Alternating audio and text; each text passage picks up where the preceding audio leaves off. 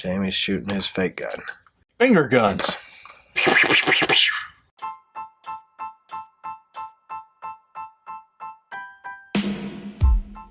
Race car spelled backwards is still race car.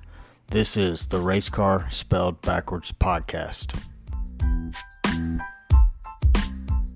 Hey, what's going on, everybody? My name is Brad, and with me, as always, is Jamie, and this is the Race Car Spelled Backwards podcast. Jamie, how the heck are you doing, my friend?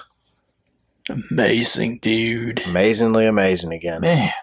That's like if I a died thing for you. in your front lawn, I'd leave you. flowers would come out within 20 minutes. That's how awesome I'm doing. Even in death, I would be awesome. It's all that crap you're full of. Fertilizer fertiles the soil. Fertile land out here in the Cardin residence. You'd probably go, honey, quick, get a shovel. We're not calling 911. I mean, I call the cops. They're going to want to know what I did. They're going to blame it on me. If you're going to die, at least get to the end of the street. Just blame it on, say he got COVID. Neighbor shot him. When? Like, I saw him get COVID. Right in front of my eyes, he got COVID. And he just conked over dead. See, the wind blew from the southeast and blew that COVID right on him. You could tell he's got the COVID because look at them flowers coming out of his body. He's dead. That's how you know he's got He COVID. said when he died, he was going to be so awesome, flowers came out. It just happened. Those are Rona flowers. So we got a new podcast or a new show that we're doing called The Conspiracy Juice Bar. I think it's going to be a good one, Jamie. I think so. So basically what we're going to do is we're going to read stories of different conspiracy theories or different paranormal activity stories, and then we're going to add our commentary and our humor to it and just see what happens. Just try something different, but we'll be recording that today as well. But we were kind of serious in this one. Did you we notice were. that? I thought we were too. I think it's just going to take We were too into it. I think it's going to take a few. And then we'll get in the groove. Kind of like with this show, we're in the groove. So Problem with the conspiracy is like, we uncovered something, people. You got to listen.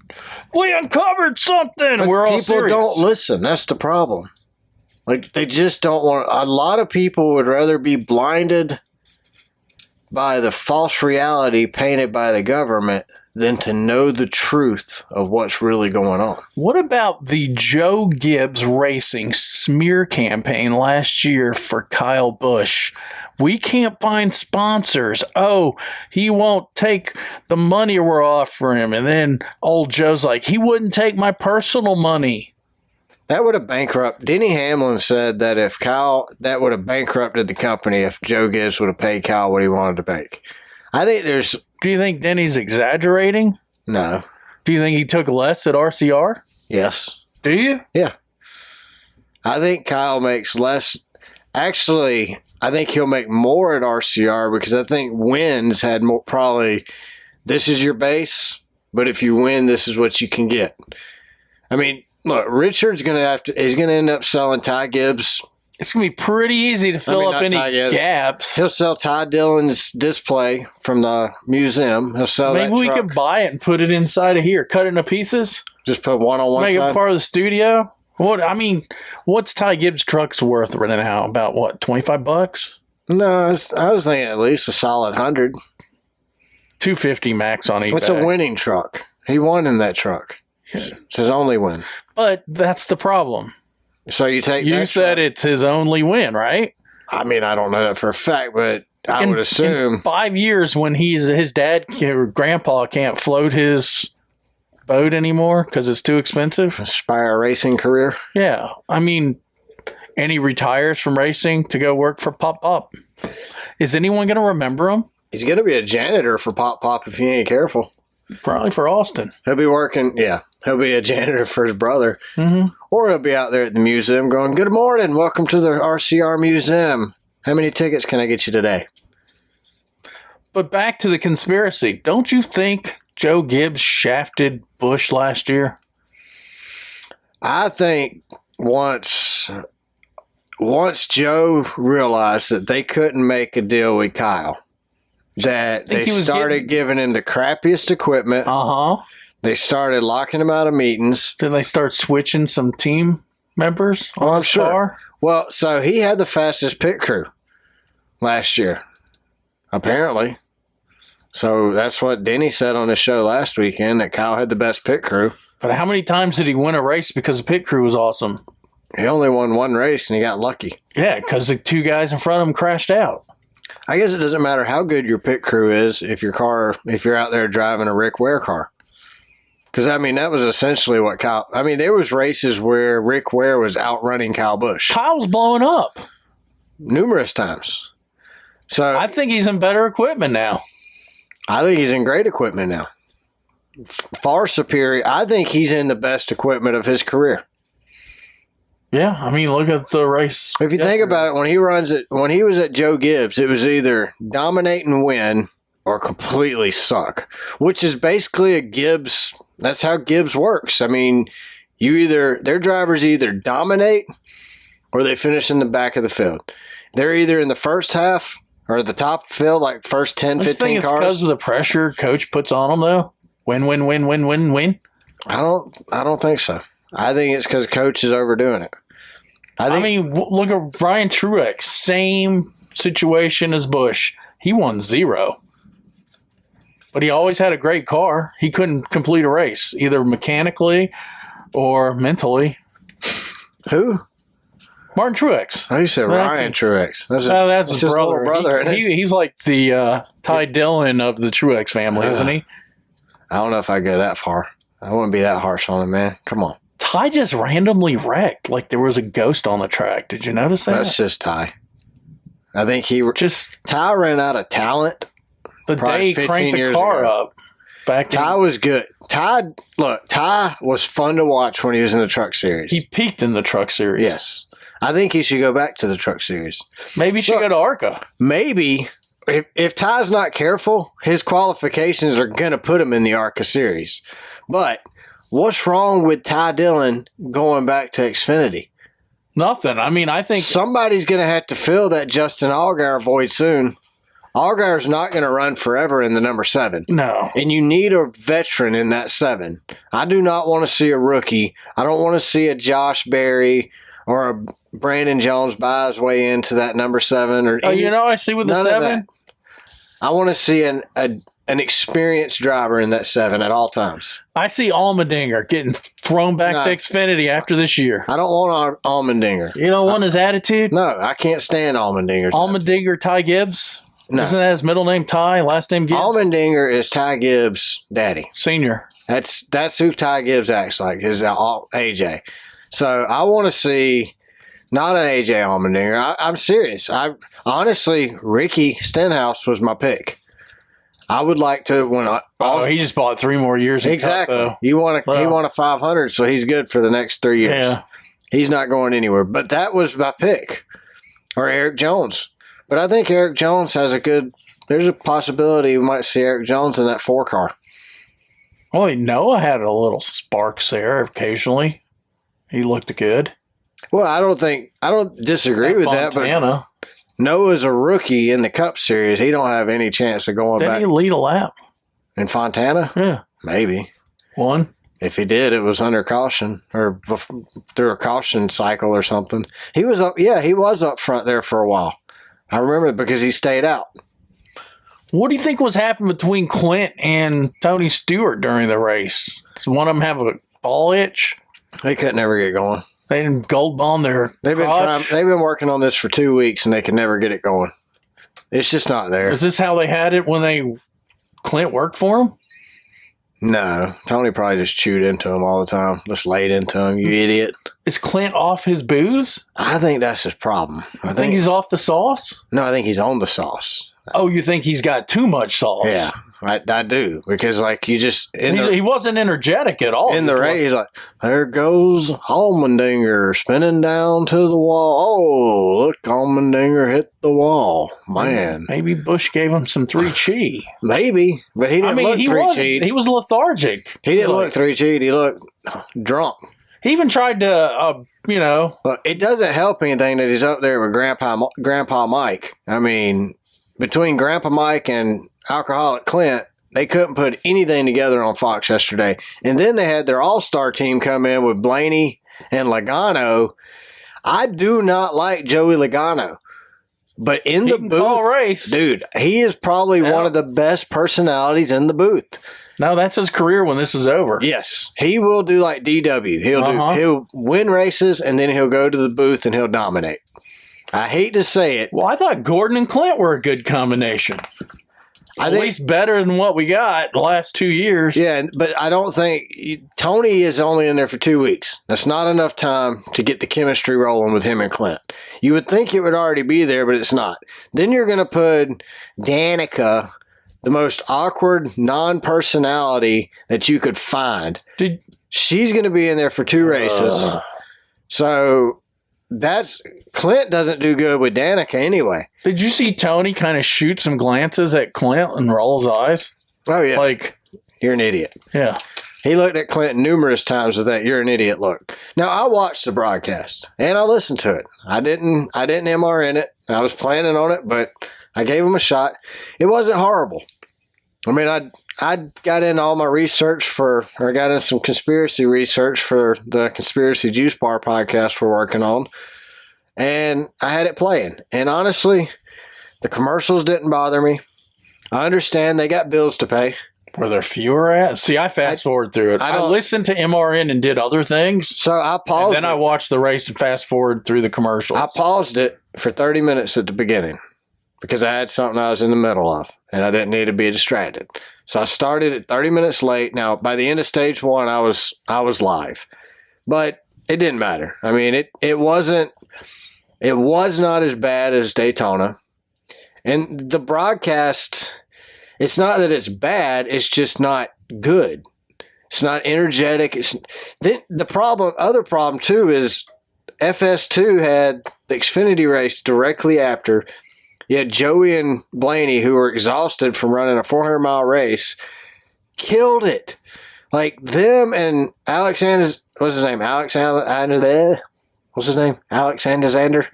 Yes. I know I'm saying that wrong, but that guy, you had him in there. They did great. Like, it was the best broadcast of the weekend. It was. And that made Clint and Grandpa Mike look even worse.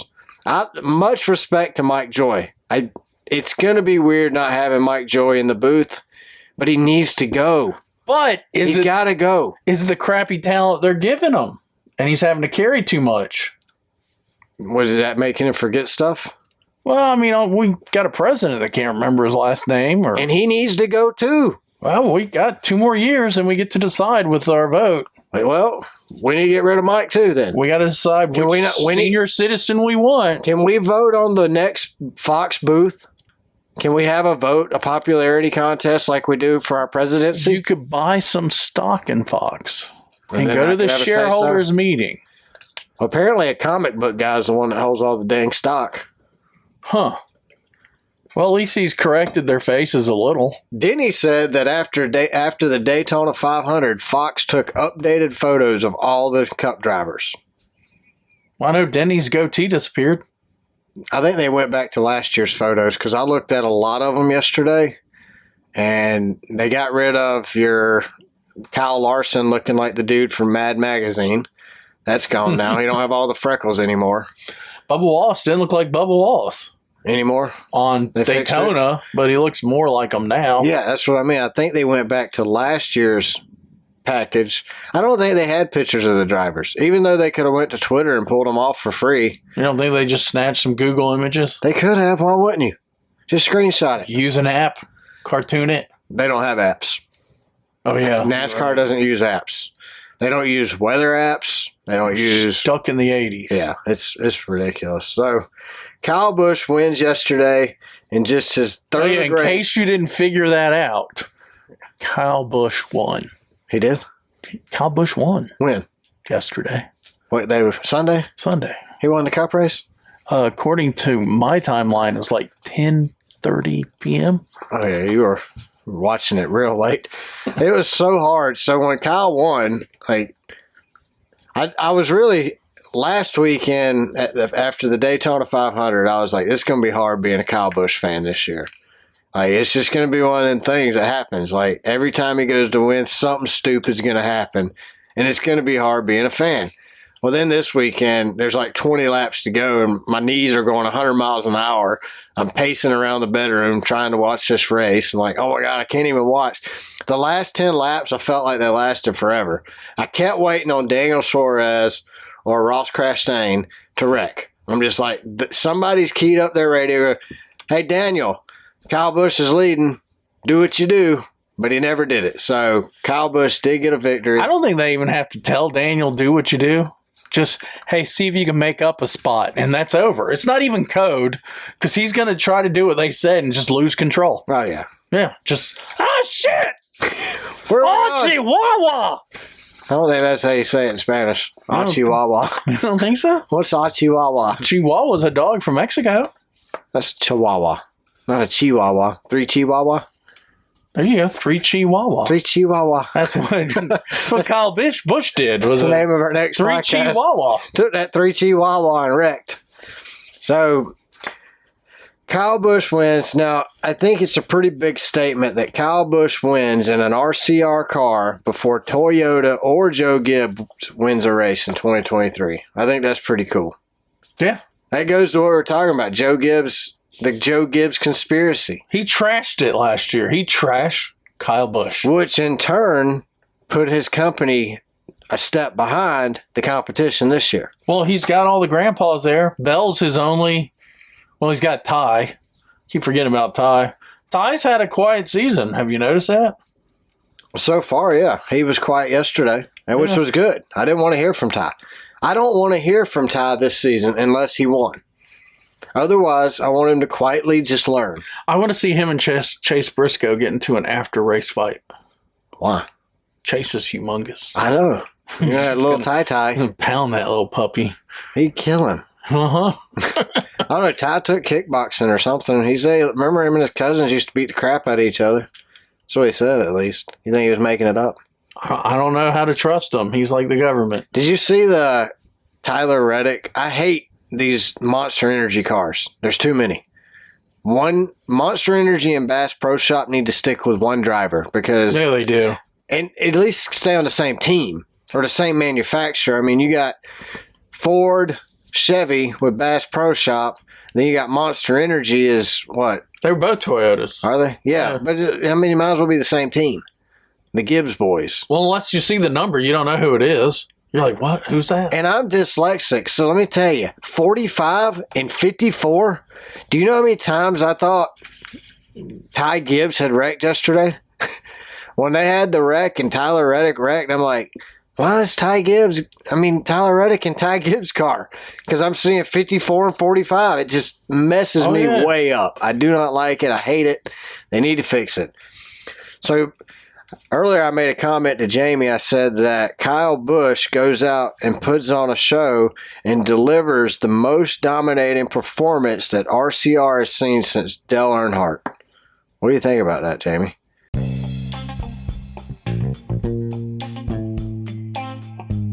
All right, so don't forget, sometimes crap, it does happen. And sometimes you need a plumber to fix it.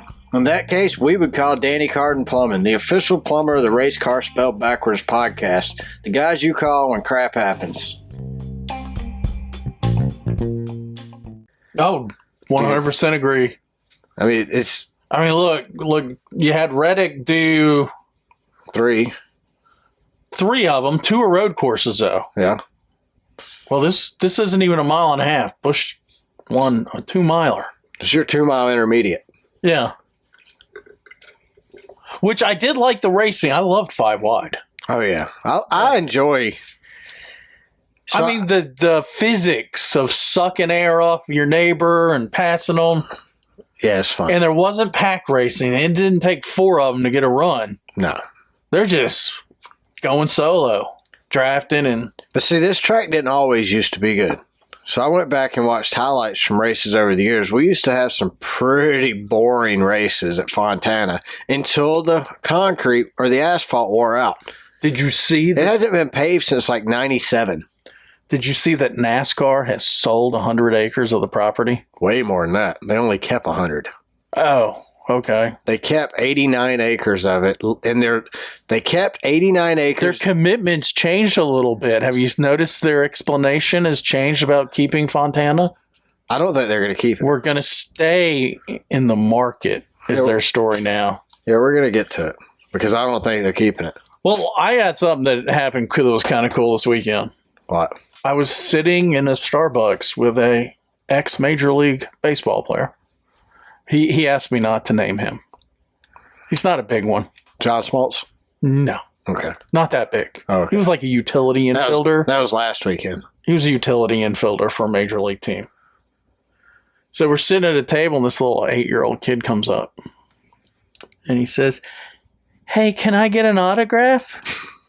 And my friend says, "Sure." And the kid said, "Not from you, from Mr. Farrow. He's a Cannonball Run champion." Who told that kid that? His dad. His dad put him up to the whole thing? So I gave him an autograph. And I said, "Hey," well, I can't say his name. "Mr. So-and-so here played for the Braves." And he looked down and said, "I don't know him." So I told Mr. So-and-so, I said, "Here, why don't you give him an autograph? His dad might want that." Did he? He showed his dad, and I think his dad then explained to who I was sitting with. Told him who it was? Yeah. He's now a baseball coach at a high school team. That's how great of a... Oh, he might listen. Way better player than I was. How about that? You're not even coaching Little League. No. That's funny. The kid just comes up. Made the big leagues. You signed your first autograph. First autograph. I signed it Cannonball Farrow. Cannonball Farrow. Cannonball Farrow. We should change your ID. Can't just go to the courthouse? Yeah, just go to Cannonball. Yeah, Cannonball. I will gladly call you Cannonball. So Kyle Busch broke a record that Richard Petty had set. Him and Richard were tied for 18 consecutive seasons with a win.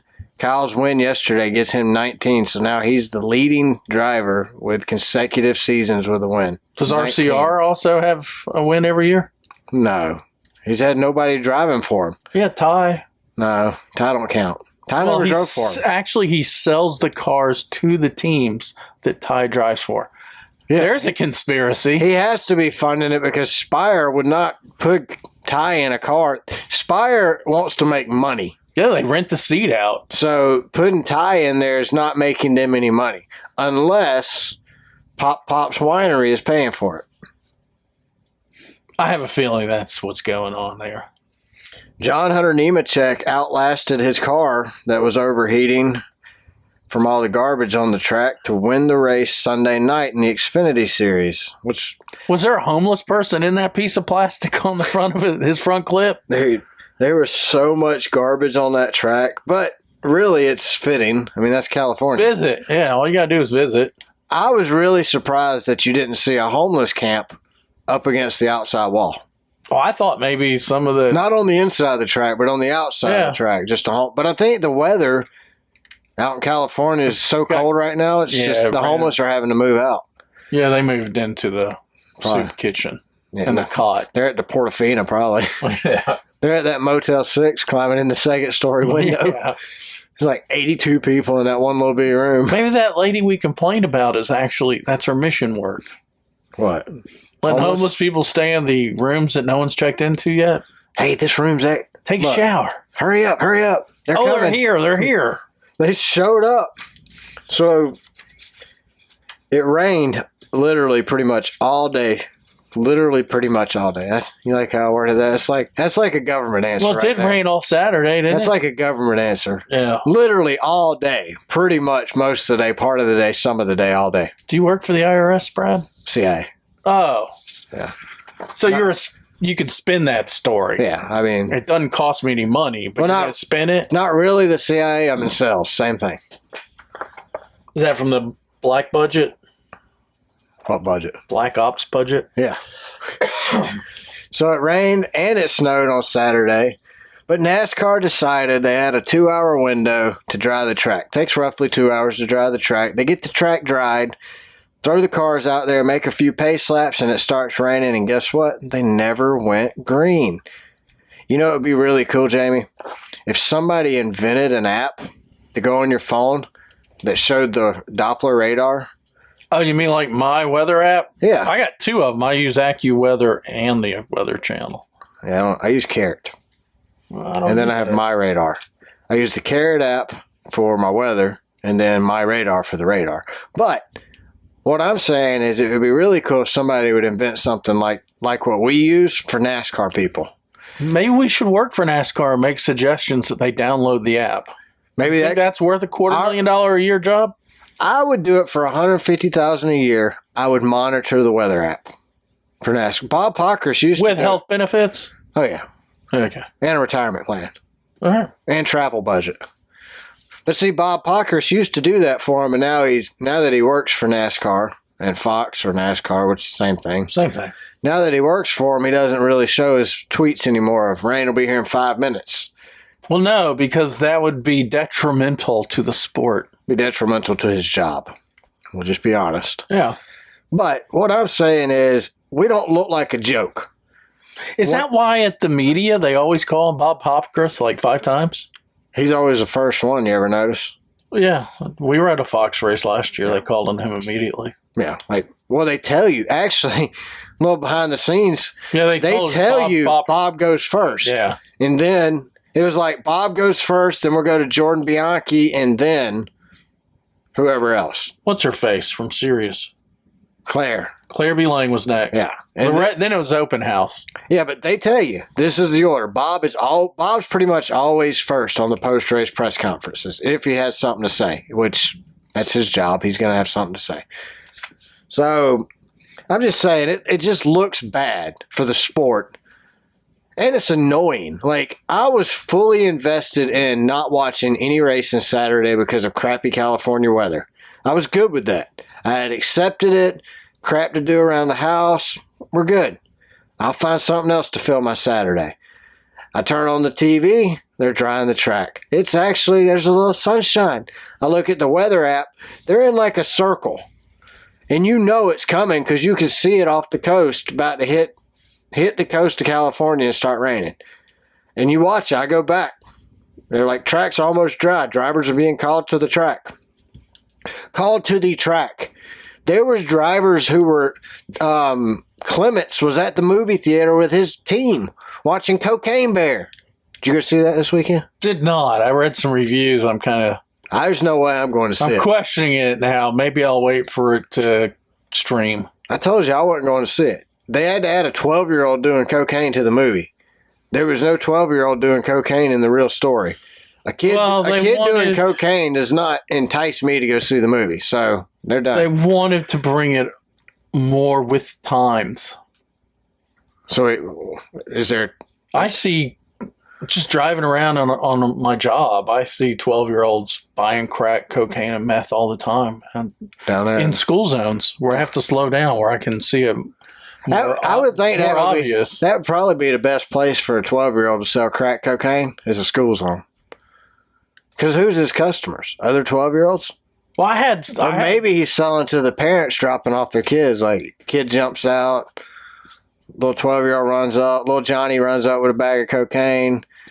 Well, I was at the Periodontist Academy. Yeah. That's where they select children as babies to be periodontist. What the heck is a periodontist? That's a dentist. Specialist. Are you making crap up? Yeah, of course. And I'm going past and this is all funded by our state lottery. I'm going past the Hope Scholarship Periodontist Academy for special kids, preteens. The Epstein sister. And I see the lights, they're flashing, and it's a weird, I guess periodontists, we don't have enough of them. Instead of slowing down to 25, you got to slow down to 15. Or maybe they're dumber. I don't know. Maybe. Who would want to have their hands in your mouth all day? I mean, I don't want to do it. God bless them. We need them, but... I feel like being a proctologist. Well, and then the sheriff jumps out to stop traffic because some kids are crossing. This kid comes up to the Prius, and I roll down the window. He says, "You got a credit card?" They're selling crack on credit? What? Why you need a credit card? And he says, "Oh, this stuff ain't cut too well." And I'm looking at him. He's got a little mirror in his hands. So I gave him my SCCA membership card because he can't charge anything on it. I said, "Here, just keep it. because it expires in a month because my membership, I got to renew. It's an old one. So he's sitting there cutting up the cocaine, or maybe it was meth. I don't know. In the school zone? Yeah, because he's one of those smart kids that's going to be a periodontist when he grows up. Could be a proctologist, though. He was selected by the... Is that where you go if you can't become a periodontist? Is to proctology school? Well, actually, I went to a proctologist once. I didn't poop for like 3 weeks. You sure They're the guys. They're the guys that they stick their finger up your butt and pull out the rabbit turds. They dig it so out. that you can, be unblocked. You'd be better going to the dentist for that. Well, that's where I learned. The doc said, "Do you drink coffee?" I said, "Yeah, a cup a day, maybe." He said, "Triple it, double Turn it up a little bit. You'll never make rabbit turds again." And he was right. Never. You'll never be back here. No. Once he was thumbing out little acorns out of my anus, or was it Uranus? Missouri. Jamie's Uranus fudge came in. Oh. And it was not what he thought it was going to be. No, it was store-bought fudge. I'm not sure if the best fudge is from Uranus. No, but the best fudge advertising definitely comes from Uranus. But it did give, while it melted, because it was 80 degrees here in Georgia, it put skid marks on the T-shirt. Did it? So I got fudge skid marks. So that's a plus. I think it adds value to the T-shirt. Only if you put it on the back. I can't wash it anymore, at the bottom. Because it looks like, you didn't clean your bum enough, and it looks like true skid marks. That's where you put it at, is on the back of the shirt in the middle. That way it looks like you accidentally got some on the shirt. Think I should clear coat it and hang it in a frame? You could just rub chocolate on it every time you wear it. These skid marks are from Uranus? So, Joey Logano was playing some games in the new restart zone.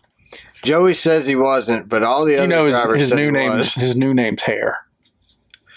Joey Hair Logano. There you go. Mr. Hair Logano. He stacked up the whole field, ending the day for Tyler Reddick, Ryan Preece, Eric Almirola, and pole sitter Christopher Bell. In an interview after the race, Joey was very adamant that he did not cause the wreck, but every other driver that was interviewed disagreed.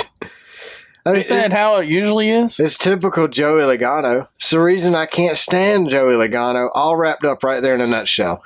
Calls the dang wreck, get out of the car and go, Dale, yeah, I caused that wreck, baby. See, and it is Logano and LaJoie I give the Gold Bond Itchy Nut Award to. I mean, the way he did the start zone, it was like he was scratching his balls and didn't put any Gold Bond on before the race. And the way LaJoie just randomly lost it in a second wreck, there's no way that wasn't a ball scratch. So I'll listen to the Joey Logano interview, and I actually have a hard time disagreeing with him. Joey said that he could see the cars behind him were anticipating when he was going to go, so he decided not to go at that point. He waited a fraction of a second longer and went when they were not anticipating him to go. Is that not what you're supposed to do? Brad. I do not like Joey Logano. This is an episode you have complimented Joey Logano twice. Will this ever happen again? No. No, it Now won't. you think this is it? I hope. I got 2 check marks right here on the show notes. You're making a note. Brad Logano checks. Logano. We got 2. But do you disagree with him? If his job, they made the restart zone bigger, right? They doubled the size. They doubled it to give if you can give the leader more advantage. Yes, if you can F with the pack. Only reason I don't like it is because it's Joey. Joey didn't cause a big one at Daytona this year, so he had to do it at Fontana, Kentucky. If you can mess with the pack to your advantage, shouldn't you? I say yes. I mean, 100%. And everyone should put their bumper to Brad Keselowski. Why? Because everybody seems to be doing it already? He came in 6th, and everybody's plowing into him. That will prevent him from winning. And isn't he the original Watermelon Man? Brad? He was bad, Brad. Remember, he ran over everybody. That's why Kyle Busch don't like him. Because when Brad came into the sport, he was running over everybody. Did you see? You think those two would have got over it, but I don't think they have. I think they're too similar. Probably. I think Brad cries when he doesn't win too, just like Kyle Busch. Yeah, but he does it in a different way. He won. He's more sarcastic about it. But Kyle's just, I don't know. I'm curious to see how Kyle is this year, because here's the problem. Joe Gibbs had a box, and his drivers had to fit in that box. What they wore, how they talked, how they acted, what they did, had to fit in this little bitty tiny box. Richard does not have a box. Richard says, Kyle, go be yourself. So when Kyle worked for Gibbs, you had tame Kyle, or you had Kyle turned up to 11 Kyle. And once he's at 11, there's no stopping him. Yeah. He's going all out. He's saying what he wants. Joe Gibbs can't prevent that. Joe will make him apologize the next day. But I think because Richard Childress is letting Kyle be Kyle all the time, you're not going to have this bipolar, huge emotional shifts. It's not going to be turned down to 1, turned up to 11. You're going to get a steady turned up to 6 all the time. He'll get mad, but when he's mad, it's not going to go 6 to 11. It's just going to go 6 to 8. I think Kyle, you're going to see a different Kyle this season. It's already been said. We've said it on this show. Other people have said it. Kyle looks like he's having more fun, but I think what you're getting is Kyle Busch, the true Kyle Busch. Just like you get the true Kevin Harvick at Stewart-Haas Racing, you get the true Kyle Busch at Richard Childress Racing. Richard wants Kyle Busch. So I'm going to give you 4 choices. I'm going to give you the names, and then I'm going to tell you to choose, but I'm not going to tell you now. I'm going to give you the names first. Kevin Harvick, Kyle Busch, Allmendinger, and Brad Keselowski. Which one, if you look at their face, just their face, especially their cartoon faces on Fox, all 4 of those have butthole faces. Which has the biggest butthole face? Kyle. You think? I hate Kyle's face. I hate Kyle's cartoon character. It just makes him look like he's way overweight. Do you think he needs to talk to Logano about the hair club? He's thinning out up there. Just embrace it. That's what I say. I mean, Kyle probably couldn't do a hair club. Hair club, like what Logano did is when you just got his forehead ends about where his ear, if you drew a line ear to ear. Kyle? Yeah, that's about where his hairline starts. Yeah, but Kyle's just going to embrace it. Kyle needs to shave it, what he should do. And then But he's got that big peanut head, so I don't think... I know we don't... This is a audio podcast. I'm going to try to do his look, though. He's got to pull his chin back and his hair back, and this is what it kind of looks like this. Like the guy from Men in Black. Yeah, if you pucker the lips, it looks like he's from Uranus, Missouri. Like the... You think he's had some work done? No, that's the problem. Maybe he should. His wife has. I wouldn't get none done. Would you get Botox? I'm not even sure what Botox is, Brad. Isn't that putting Jell-O in your lips? No, it's like rat poison or something. And they shoot you with it, and it makes you go puffy. So I'm thinking this is a Darwinism type thing, and those that get it and die kind of ask for it. Would you get plastic surgery to improve your looks at your age? If my job was to be on television where it's all superficial, yeah, why not? I just don't think I could do it. But, I mean, those guys are making millions. Like Dale Jr. just had that procedure done where he burned his face to get all the sunspots off or whatever to help. It's like for pre-melanoma. But he's on in front of the camera. Yeah. Yeah, but I don't think he's having a facelift. DW didn't have a facelift. I think he did it because he's on camera. Who? Dale Jr. I think he did it to prevent cancer, but that's why he did the face burn thing he did. Why do you use suntan lotion? Because Dale Jr. grew up SPF 60. Dale Jr. grew up in the same era I grew up. My grandmother took us to the beach every year. She never bought suntan lotion, but she bought this pink Mary Kay sunburn cream, and she'd bring like 3 cases of it. Because she knew we was getting burnt. But instead of preventing the burn, she brought a cream to relieve the burn. Well, yeah, that makes sense. We always used aloe. Did y'all wear sunscreen as a kid? No. Neither did we. That's why I have cancerous objects on my body. Yeah, exactly. So, I mean, our generation, Dale Jr.'s same. I consider Dale Jr. part of our generation. Pretty much, yeah. I mean, even though me and you are about 10 years apart, but... His father, senior, is the age of my mother. Yeah. So, yeah. Well, Dale Jr.'s, he's in between our age. I really don't know how old he is. He's in his 40s. He's born in the mid to late 70s, I think. Yeah, I was born in 84, so... I think he's, yeah. Yeah, so he's in between us. Uh-huh. So he's part of our generation. But yeah, I mean, I think he was probably... He's an ex-millennial. He was part of the don't wear sunscreen but buy sunburn cream. Well, he was generation. also part of the who needs a helmet riding a bicycle? It ain't a motorcycle. He raced a cup car with an open-faced helmet, so, I mean, sunscreen is not a concern. No. So Ross Chastain showed yesterday why Trackhouse signed him to an extension, and it has nothing to do with the publicity. Ross led 91 laps, won both stages 1 and 2, and came home third, with his teammate coming home fourth. Chevrolet claims the top 4 spots in yesterday's race with Busch, Elliott, Chastain, and Sorass. Does this mean anything? I think it means he will win a race before the All-Star break. You do? Yep. What about Sorass? I think Suarez is not as talented. I don't either. I like him personally. I think Daniel Suarez is hilarious. I love it when he hosts what's that Fox show on the weeknights? Race Hub? Race Hub. He was on it last week. I hate it.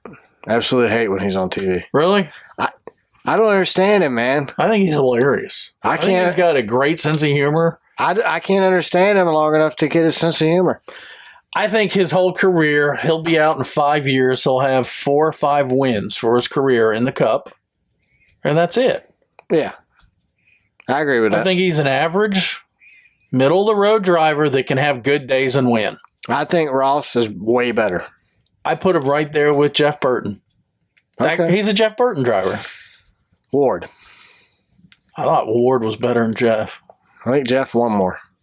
Yeah, but Ward was more entertaining. What is his crazy accent? I don't know what it was. Ward was funny. Ward sounds like he just came out of the Civil War. Did you ever hear, they asked Jeff Burton one time, why does him and Ward sound so different? He said, well, Ward was raised on the south side of the house. It's true. I mean, they're night and day. I mean, Ward sounds like what I would imagine Robert E. Lee would sound like if there was an audio recording of Robert E. Lee.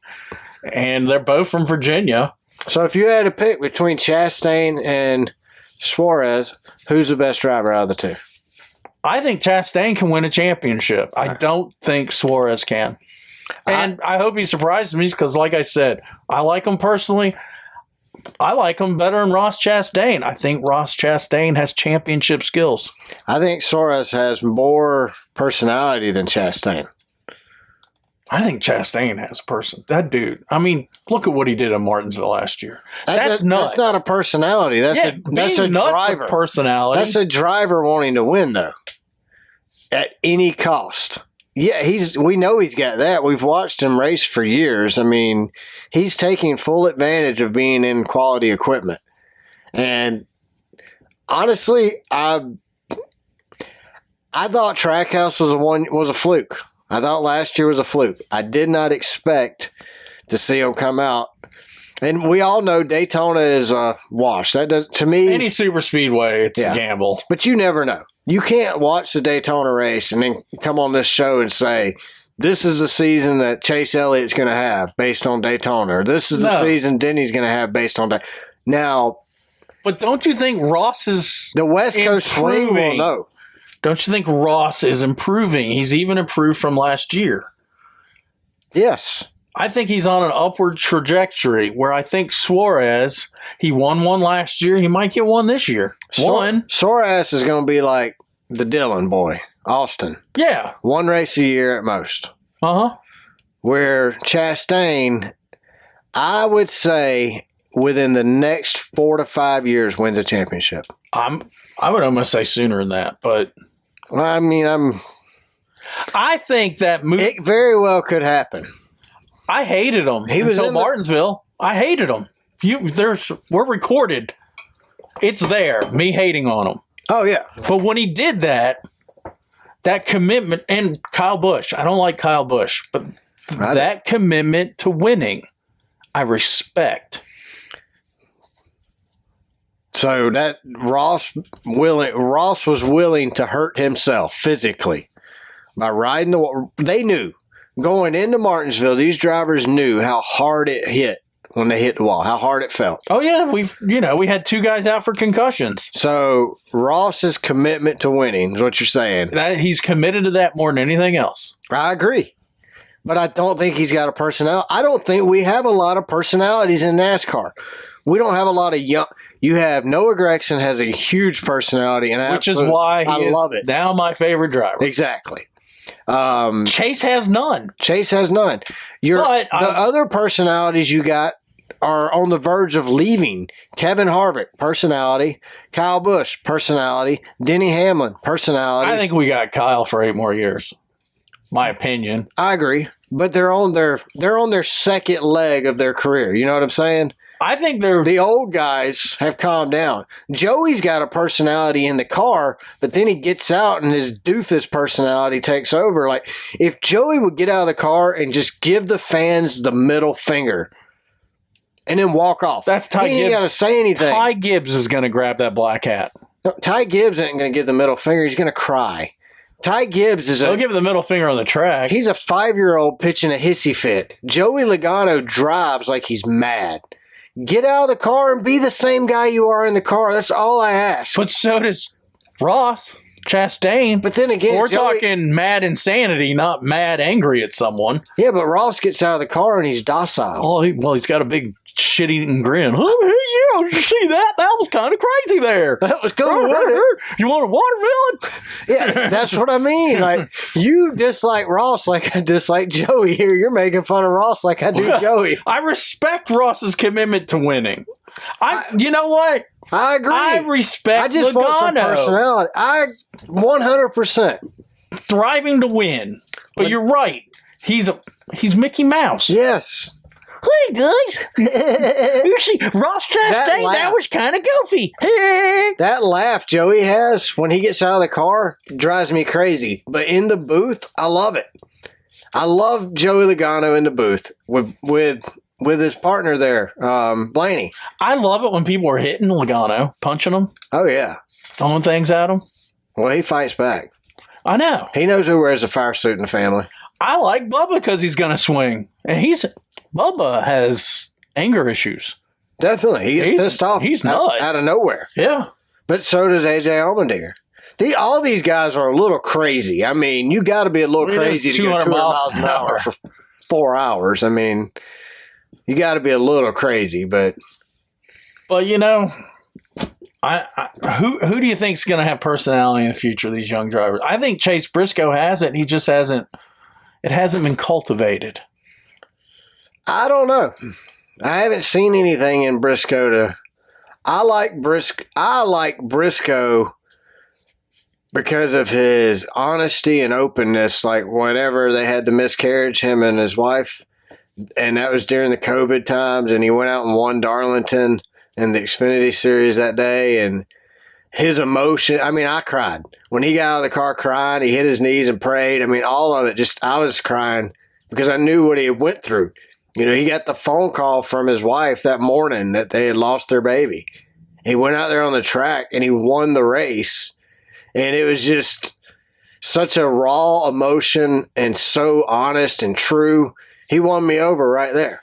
But he doesn't have a personality still. Like, that one instance won me over. Like, I will always like him for that reason. And, you know, I'm going to make a comparison that I think Noah Gragson is your young personality, but he needs Gibbs too, because they're going to love to hate each other. We need NASCAR though to cultivate these personalities, like wrestling. You know, I think that's why Noah has such a good one though, is because Samantha Busch is a sports psychiatrist or something like that. Does he visit her? Well, whenever Kyle hired these young guys to drive his truck, like Noah, Samantha would work on them with their PR stuff. helping them, teaching them what they needed to do to help grow their brand.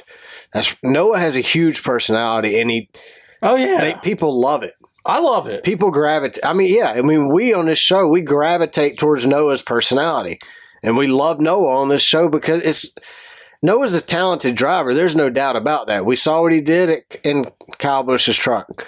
We saw what he did at Dale Earnhardt. But he can lose it and get pissed, and he can have a sense of humor and joke at the same time. So I really think Noah and Ty Gibbs are your future of the sport, really. But Noah's going to hate on Ty because Ty's always going to be Grandpa's little boy. But we need more than two. Oh, no doubt. We used to have a ton of personalities. We did. We had we're showing clips all day yesterday of Tony Stewart interviews because Tony Stewart gave the best interviews. Let's all race backwards. Yeah, he's like, if we haven't go in the wrong direction, if we haven't wrecked enough cars by halfway through, we need to run half the cars one way and the other half the other way, just so we hit our quota for the day. Or in his hometown of Indianapolis when the tires suck. I don't know what the hell Goodyear's doing. Didn't he get fined for that? Because that's their. Oh, I'm sure he got fined. Title sponsor for tires. Times. There was no doubt he got fined a lot. We need someone like that. So yesterday, Kevin Harvick made his 750th NASCAR start. Even at his old age, he still shows he's got a little juice left in that tank because he brought that Ford Mustang home 5th. I like Kevin. I'm going to miss Kevin.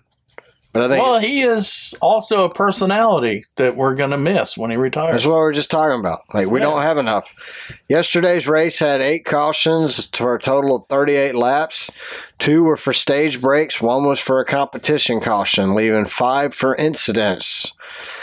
I hate to do it, and I'm going to go ahead and apologize, Janet. But your boy Corey, he wrecked Brad.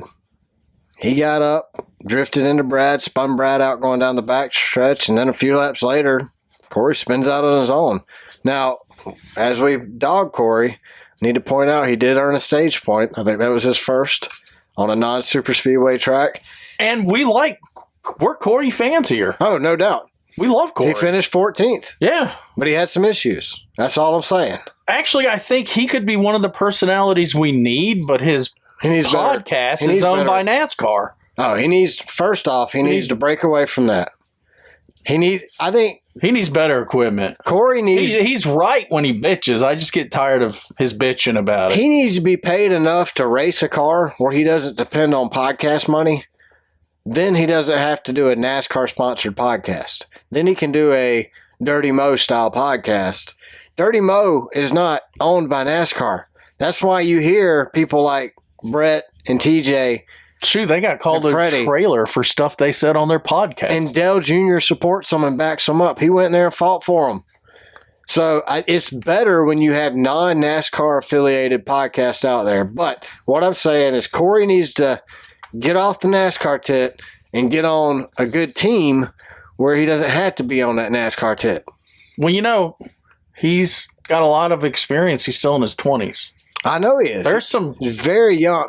There's some good cars that are opening up soon. I personally would absolutely love to see Corey LaJoie get in the 4-car.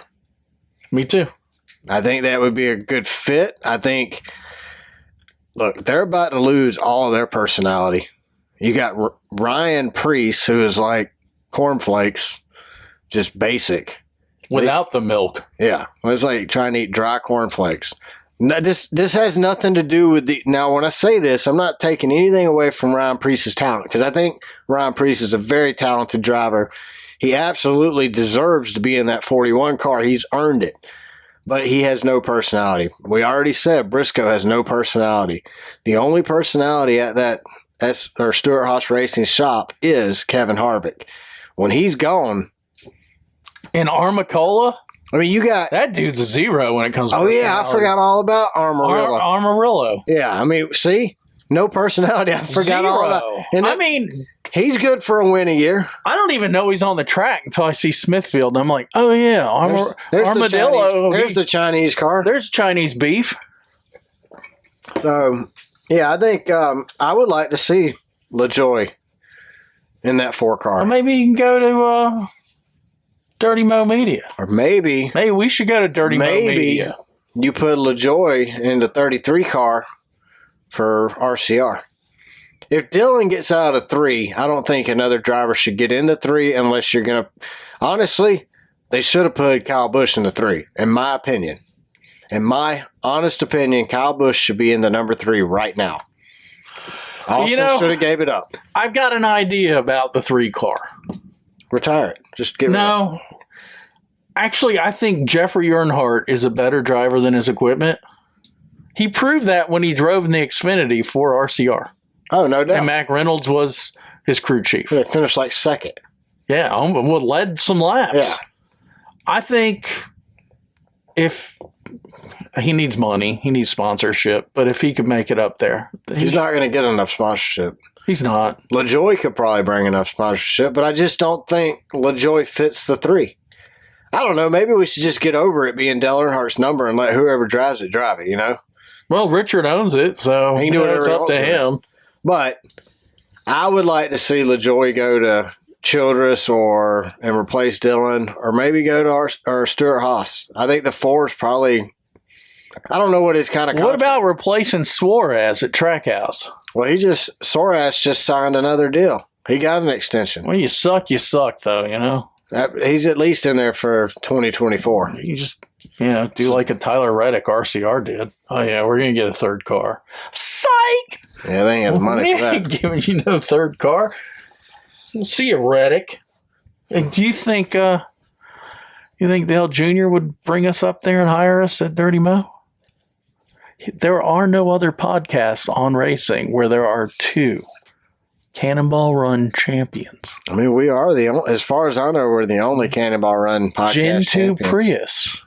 We're definitely the hybrid champions. We're definitely the only stock 2007 Prius Cannonball Run champions, period.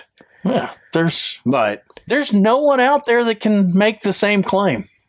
I mean, with independent NASCAR. You are known as Cannonball Pharaoh, so. Well, you're known as Run. Just Run. You're Run. That's all you got Cannonball Pharaoh, and I got Run. I like Run better. Here comes Run. I liked Run from Run DMC. Like repeat. Don't you have a friend named Repeat? Rerun. You call me Repeat then. So, how about all those cheers for Kyle Busch at the end of the race, man? I think back to the conspiracy with Joe Gibbs. I think all of us NASCAR fans saw that he was getting shafted last year. I do too. And I think even the Kyle Busch haters almost felt bad for him last year. I think people that like or love Joe Gibbs no longer love him. Oh man, Joe Gibbs is being raked under the bus today on Twitter. How you feel now, Joe? What do you think now, Joe? Or the Dave dude from Toyota who's like, we'll do everything we can to keep Kyle Busch. Except keep him. He let Logano go because he didn't win enough. He's got 2 championships now with Ford. Well, I mean, he let Soras go too, and look, he goes and wins. He won a race. I think he won 2. Did he win 2? Well, at least 1. 1.5. 1.25. You think if we went to Mexico and raced, Soras would win? If with the same drivers or a different league? Same drivers. No, I don't think so. They want to do that. They're talking about doing it. Running like a street course race. And they're already talking about running street course races in other states and countries, and we haven't even successfully run one. I don't think these cars are going to do good on a street course. I don't think they have the turning ability. Out of countries that I've visited, my favorite are Mexico and Canada. Yeah, but the cartel runs Or is Mexico it Canada? Canada. At least they're not run by the Canada cartel. They're run by communists and socialists. And Mounties. If you think about it, isn't the cartel kind of democratic? I don't think they vote. Yeah, you vote with the most bullets and the faster fully automatic machine gun. Yeah, but it stifles regular people's votes. Yeah, we wouldn't be able to vote. You'd have to join to vote, right? Well, I have a lot of guns. In the cartel? You know what I'm saying? You have to join the cartel. What I'm saying. Oh, what if we started our own cartel? Why couldn't we? We've started our own mafia, the race car backwards mafia. Yeah, we got our own mafia. We just need a cartel now. Isn't that kind of the same thing? The juice bar cartel. What can we bring in from Mexico that's not already being brought in? How about mezcal? You got tequila. Mezcal. Mezcal. That's already brought in, though. You can buy that in America. Well, You ever drink it? can you get juice bar mezcal? Maybe not. I don't think so, because that's our brand. So we're going to start our own brand of mezcal. Well, That's with the worm all in we're it. going to do is go to Vistaprint and buy labels and slap it on a bottle that we brought over With water. with our own immigrants. You know what I think we should sell? Mexican water. For when There's Topo Chico, when you're stopped up, try our Mexican water. It'll clean you right out. so you don't have to go to the proctologist. That's right. No proctology visit. You just You drink. don't even have to carbonate it. You don't straight even from the drink. tap. You don't even drink coffee. You get a tap bottle of Mexican water. Do you think that's still true in Mexico? Don't drink the water? Oh yeah. I mean, I've been there many times and never drank the water. They still issue warnings to this day. It's because of the parasites and stuff in the water in Mexico. They're used to it. It doesn't bother their gut. But when an American goes down there, we're used to the fluorinated. Do you think they get the fits here in America when they try our fluorinated water? No, it just kills them. Is that why they go back home? Fluorinated, chlorinated water just kills them off right I off. worked with a guy. He would come here and then he would make enough money. He would go back home for a little bit. Then he'd come back and work. Oh, I have plenty of people I've met. Like there was a guy in the Caribbean. He was a customer of mine like 10, 15 years ago. He would work like May, June, July, August, September, the hot months in Georgia. He would work doing heating and air. And then he'd spend 4 months in the Caribbean. Well, we had a former coworker at our former employer It's like a who twister. quit. Well, he didn't quit. He didn't tell him he quit. Went down and ran a bar during COVID in the Bahamas. Really? Yeah, you know him. I You know him. don't think Lived so. on a boat, and then they told me he had to start seeing customers again in Toronto. And he said, "Oh, guys, I've been down in the Bahamas for 3 years. I ain't He going to also see no he also customers." had to leave Canada because they were going to seize his money because he didn't get it. Yeah, he wouldn't get the shot, so they were going to seize his money. So he sold everything, and I think he lives in the Caribbean now, if I'm not mistaken. That's the problem with living in a communist country. In Canada, Yeah, in Canada, which rhymes with communist, doesn't it? Canadian mist. Canadian mist. Now we know It's a communist whiskey. Canadian mist. Yeah, the whiskey causes the communist. It's a conspiracy. The communist country of Canada. Canadian mist. Canadian light. You know what? I haven't had a good Canadian whiskey in a while. That might be my Friday night whiskey. I'm gonna because I Canadian. ran out of my Irish whiskey last Friday night. So you're going to drink a communist whiskey instead? I don't think that whiskey. I mean, people drink vodka like crazy. Isn't that like the head sponsored from Bhutan? Well, yeah, but Bhutan vodka. they make that gluten-free vodka in Tennessee. Not in you mean you can get the Russian vodka, but you're talking about Didn't they invent it though? but it doesn't matter. What liquor did we invent in America? Moonshine. But that's just whiskey from our Scottish and Irish We didn't invent and it. English. This is America. We steal everybody's ideas. We don't make up our own. Well, that's the problem with China. They're stealing our ideas that we stole. Yeah, they're getting them back. Yeah, they're really corrupting everything. Did we steal anything from China? Balloons. White balloons. Tried to get the wall from them, but they shut Trump down. All right. Auto Club Speedway sold out this weekend. So why wouldn't you go back? That's a I wrap. enjoyed the race That's a wrap. That's it. because they sold the land. That's It's why. done. It's over. So apparently they sold everything except 89 acres. They plan to lease 98 acres for the parking lot because they have 90 acres roughly to build a racetrack on in stands. Martinsville sits on 300 plus acres. Bristol's on 650 acres. All they kept was 90. There's no room. And they're going to lease parking from the people they sold the track to. So you're going to. But what if they decide to break the lease and build warehouses for Amazon? Then it's typical California with no parking. Why would that surprise you? 30,000 people show up You can't once a year. You can't plant shrubs and trees or homeless will move in. So there's a 700-page document that's been released. It's an environmental document that shows the environmental impacts of building a new track in California, meaning California is going to use their everything causes cancer in California argument to make it really hard to build the track. I know what they're going to do. They're going to protect the bed bugs in the crappy hotels. They're protecting the homeless and the bed bugs is all they're protecting. I've seen the homeless there just 3 weeks ago. They ain't protecting them. They cause cancer. I got cancer in my eyeball from watching what I watched. Oh, watching the whole Pringles can thing? Oh, yeah. Look, they sold that track for $500 million. It cost them roughly $3 to $5 million to do the Clash at the Coliseum. You know how many tracks they could build before they ever hit that $500 million mark? But I think they ought to keep it a non-points race. I agree. I'd say we have a points race in California. It's on Northern California in Sonoma. Then we have a non-points paying race at the. I'm okay with the Clash not moving. Keep the Clash at the Coliseum every single year. Well, there's Give us a race. Exactly. Like we just sold out this weekend at Fontana, which is a great track.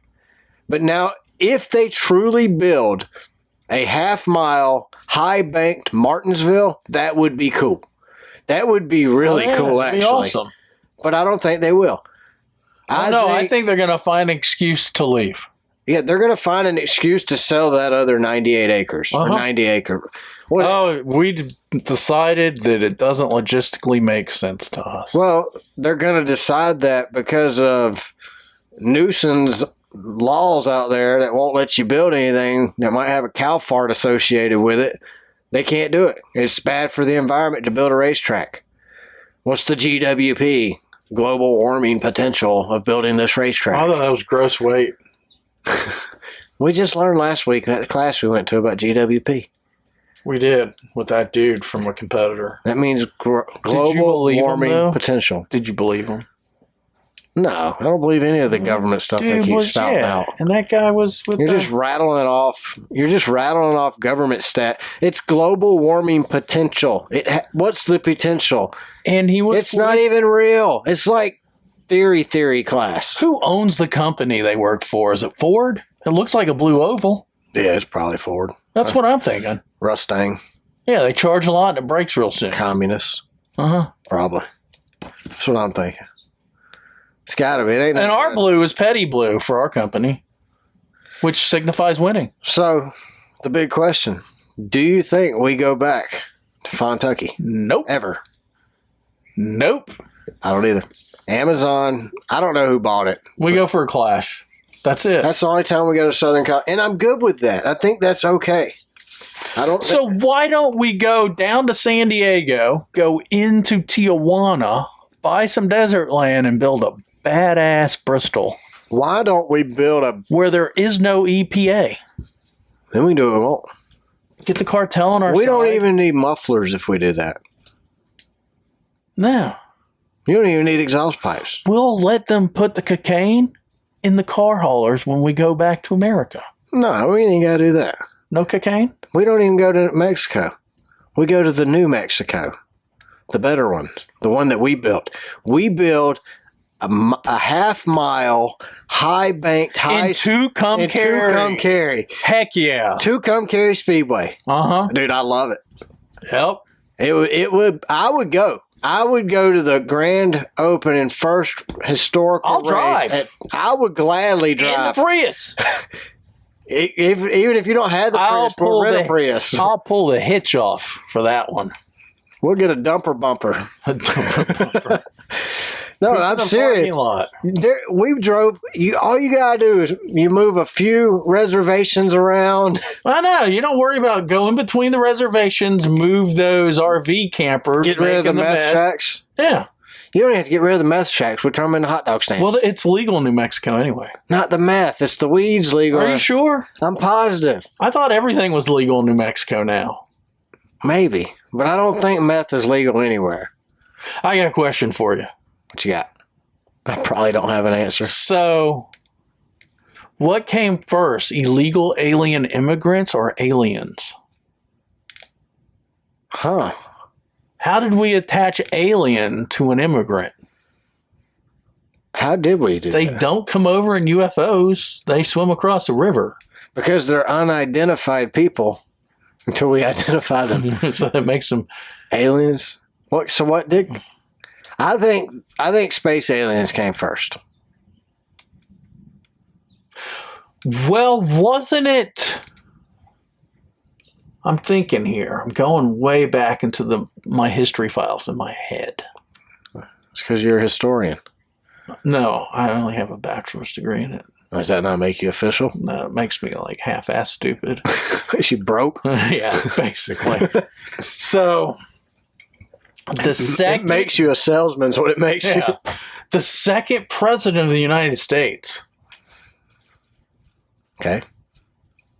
Who was John Adams. that? Okay. Not Samuel? That was his partying brother that made beer. That's So you can tell that because we have Sam Adams beer. the drunk brother. Yeah, cousin. It was a drunk cousin. Think they were He kissing came cousins? up with the Alien and Sedition Act. Was he talking about UFOs or people from a different country? Alien and so what? Sedition. Is that like a satanic? Well, they're trying to charge those January 6 people with sedition. That would suck because I don't even know if I could pronounce sedition. Sedition. Well, that's why I stick. Sounds like a type of That's math why I or a stick. satanic worship. That's why I stick with the alien part. But you know what he really used it for? To control the press and not the UFOs or the illegal aliens from another country. I think it was probably, when he came up with it, it was probably for the UFOs. That's what I'm thinking. Because there was no electricity. Yeah, we didn't have... So there's no clutter lights blocking you. Everyone saw UFOs back then. They're like, But did we even own Texas at that point? no. So it wouldn't have mattered. We wouldn't be worried about Mexico running over. We'd be worried about Texaco, like them Texicans. We hadn't even bought the Louisiana Purchase yet. We were stuck on this side of the Mississippi, which, as we know, Sucks. pretty much the better. We're better. You think? Well, We got better roads. immediately you're like in Arkansas and you're like, oh my God, what the Well, that's the septic tank of the South. wow. Did I just see that guy poop off the ceiling of a single wide with a hole in it? Yeah, you did. Uh-huh. As he's pulling it down the street. You did in Arkansas. Yes. You saw it. Well, Louisiana, probably... I've never been to Louisiana. I was trying to think. Well, you Have you know, ever been to Louisiana? I've been to Louisiana, but Arkansas was the first state we went to where I thought I was attractive as a man. It didn't help. I'm just going to throw it out there. It didn't really. It was you thought that. I didn't think that. Unfortunately, the women that were hitting on me at the gas station, Well, I looked at that one woman and I said, come on, Jamie. And I was like, oh, no, I'm sorry, ma'am. I wasn't sure what it was. And you're like, I'm over here, Brad. I'm like, oh, I'm sorry. And then I started thinking, you Well, know, she had a better beard than you. when you're swimming in the gene pool and they all think you're hot, you got a problem. You need to go to a different swimming pool.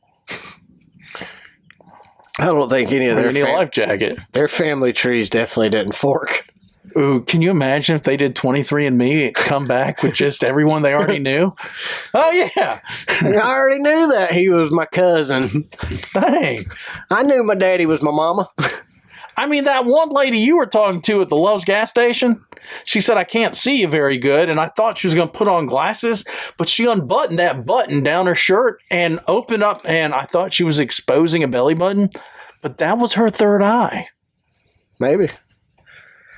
That's from that. Look, we was at this podunk hole in the wall. The only nasty love station we went to on the whole Cannonball Run was in Arkansas.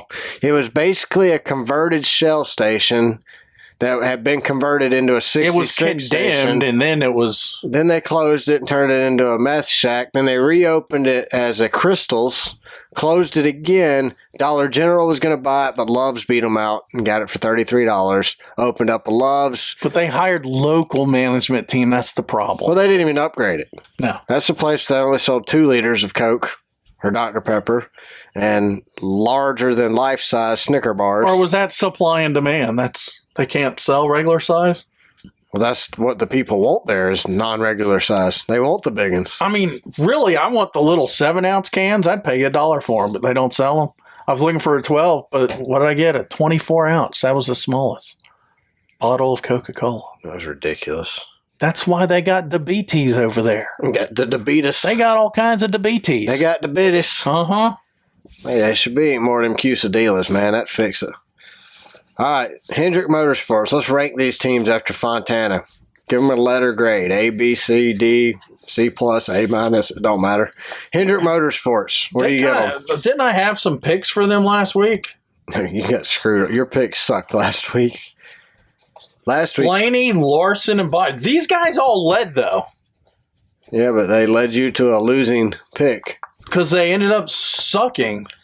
So, Hendricks, what do you give them? I give Hendricks a B. I give him a C. C? All right, Gibbs, I give a C+.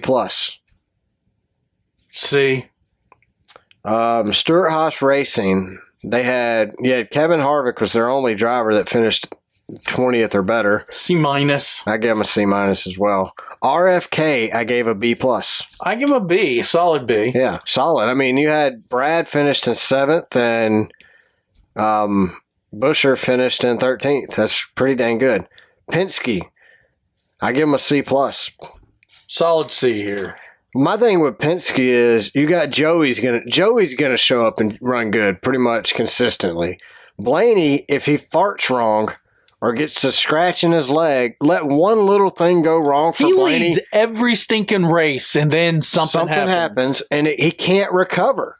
Like a pit road. Do you think it's Kyle Busch had a pit road penalty yesterday and won? You give Blaney a pit road penalty, next thing you know, he's 37 laps down, and you don't know how. He's OCD, sitting there taking a corner, doing 180 miles an hour. Do. Oh, my shoe's untied. Blaney's got as far. He has made it as far as he can make it on his looks, in my opinion. Blaney came in as he's the only guy I liked his Fox profile, his cartoon profile. He's all like Mr. GQ. I like Blaney. I can't talk bad about Blaney. I mean, I gave him crap a few weeks ago because he didn't know the rules of the sport, which is still a problem for me. This year pans out the way last year does, he's at the peak of his ability. Exactly. So I gave Penske a C+. What'd you give him? C. All right. The only A on my list goes to Trackhouse. Yes. And I hate Agreed. that. I hate saying that because I know you like sore ass. I don't like sore ass. I like Crash Stain. I like Crash Stain, and I like Schwarash. I don't like sore ass. I'm going to have a quesadilla in his honor tonight. I might have a quesadilla too, but it won't be in his honor just because I want a quesadilla. I might even put onions on there. Actually, I think my wife's cooking dinner tonight, so it won't be a quesadilla type of night for me. Okay. All right, Jamie. If we were going to Vegas, where would we not want to stay? I always love Vegas, too, because Vegas has the worst hotels. Well, this one is titled, this was in TripAdvisor. I love the title. This is a t-shirt if I've ever seen one. Prostitutes Galore, Labor Day weekend. Just on Labor Day? Or you think they have them year-round? Well, I've been there not on Labor Day, and they're all over the place. I've only been to Vegas once. Well, I Googled this to verify this story. I thought prostitution was legal throughout the entire state of Nevada. Guess what? It's not. In Las Vegas, it is not. The rest of the state is completely legal, but that county is illegal. They had to make it illegal in Las Vegas because it was getting out of hand. It's still out of hand. We've been there. But it's still illegal. So why don't they make it legal and do weekly inspections of the prostitutes? I would not want to be that gynecologist. But that's where Europe decided to go, and people don't talk about the sex trade in Europe like we do here. Talking about like the red light district? Yeah. That's in it's so forbidden here. That's all. It's our buddy we were talking about earlier grew up in Holland. So he can say he can remember being a kid. They would like sneak over to the red light district and get chased out by the madams because they were peeking in the windows. Well, what happened when I was a kid? There would be a porn library in the woods. I think older kids would leave. What? They'd leave like a hustler in the woods so that 8 and 9-year-olds could find it. In the woods? Yeah, so you'd look at What it. state is this? It was in D.C. So you'd leave it in the woods for someone else to find. That's like that need a book, take a book box. Pretty much. It's called the mailbox library. It's called woods porn. It's quite a thing up there. It's called the woods porn library. I was talking to a different friend that grew up in New York, and he's the like, porn hub of the woods. He's like, yeah, that was a thing when I was a kid too. So the porn woods. I've never heard of that. Maybe we should cover that in our new conspiracy paranormal activity. Because who puts the porn in the woods? Is it gone now, or does someone put an iPad in the woods? I think it's with a data card. Probably too accessible now. That's true. With no reason to make a trek out into the woods. I was Googling something the other day. I misspelled Google. Not paying attention. It was goo.gle something dot. Ooh. And it ended up on some weird porn site. I was with my wife, and she's like, what are you looking at? And I said, I don't know. Stop looking at that stuff, Jamie. Again. All right, let's go. Where are we going? All right. Well, anyway. The Vietnamese resort. Venetian. No, Venetian. That's what you call people from Vietnam. From people from Vietnam or Venetian? Yes. Okay. I thought it said Vietnam resort. And this was anonymous. Ooh, anonymous. And when I read it, you'll see why. I am anonymous. Call me Dick Trickle. Racing makes my dick trickle. My father-in-law had a sticker on the back of his window that said, racing makes my dick trickle. That's awesome. I thought it was great. That's the guy's name. Dick Trickle. Yeah. He used to smoke while driving. Smoke what? Cigarettes. Oh, okay. Oh, you mean Dick Trickle? Yes. Not your grandfather. No, Dick Trickle would smoke a cigarette while driving. I gotcha. All right. Well, anyway, they gave it a 1 out of 5. They say, my wife and I were meeting our daughter and her boyfriend at the hotel. While I was walking through the hotel, both myself and with my wife holding my hand. What does that mean? He was holding his hand and his wife's. So is that kind of like... He had his hands cupped together and his wife's in the middle. Or did she just grab his elbow and he's like pretzelating with his hands up here? He didn't want to hold hands. It's kind of like rocking a baby. It's what I imagine, like this 1840s farmers in the prairies just standing there rocking back and forth. Yep. That's probably what he was doing. You know, the high grass fields and the prairies there in Oklahoma and Texas. But anyway, he can tell you that I received. He says I can tell you, but he can tell you. I can tell you that I received as many as 5 to 7 prostitutes hitting on me. Okay, well, here's my first problem. This is a business transaction. Mm-hmm.